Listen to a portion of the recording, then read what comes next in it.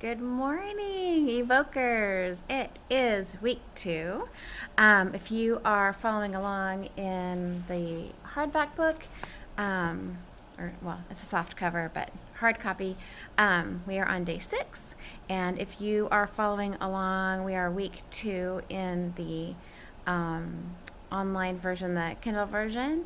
If you've not picked it up yet, you can get volume 2 on Kindle on Amazon for free for this week. And so we will be on day 1 of week 2. Today is about my daughter Kenda when she was in kindergarten. And I am home today with my 10-year-old. He wasn't feeling well. He was up last night with a tummy, so we were hanging out today in our sweats and just being cozy. My husband was gone all last week, and so it's actually kind of an interesting timing with today and day 6. God is so funny, right? Because this was written a little while ago, but this is kind of where my family has come full circle to again. When Kenda was in kindergarten, she had a friend who's one of her other really good friends. They really had a hard time. There was a lot of competition, and this other little girl just kind of made it hard for Kenda to feel like she was allowed to be in that space. It wasn't easy, and there were a lot of tears. And I think it was one of the first times that I really recognized my intentionality when it came to raising my kids and choosing prayer above trying to kind of save her and get her out of the situation. Like, we could have changed classes. We were doing a homeschool program at the time, and it would have been pretty easy for me to move her out, do something different. And I just decided that instead I was going to let them be in the same class that following year.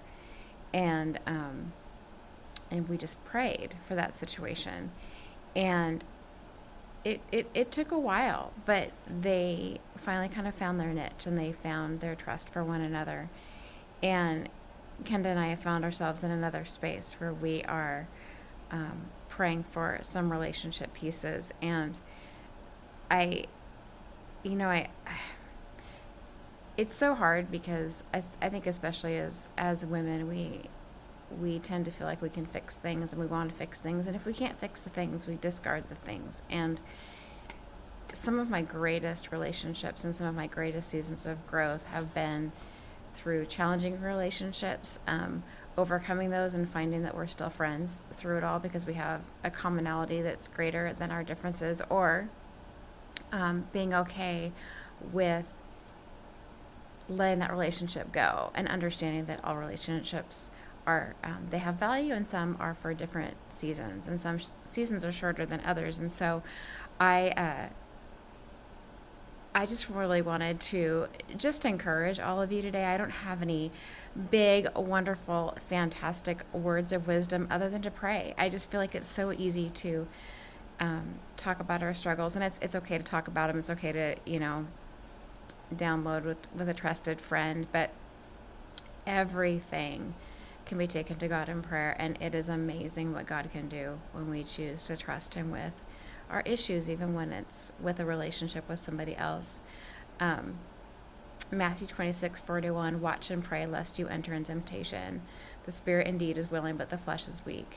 And I know that I struggle with this a lot, where I'm really tempted to give in to feelings of being overwhelmed or sadness or anger, resentment. I have relationships over the years that have been wounding, and it's really easy to give in to those feelings and to try and justify or rationalize putting those feelings on every morning. You kind of choose what you put on in the morning, and I know I've definitely chosen the wrong thing.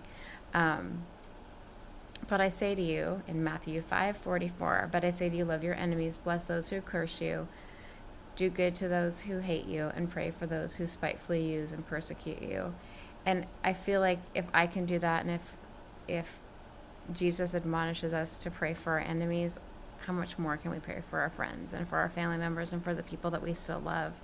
But are hard for us, because we have to remember that we're kind of hard for other people sometimes too. And that grace is super important.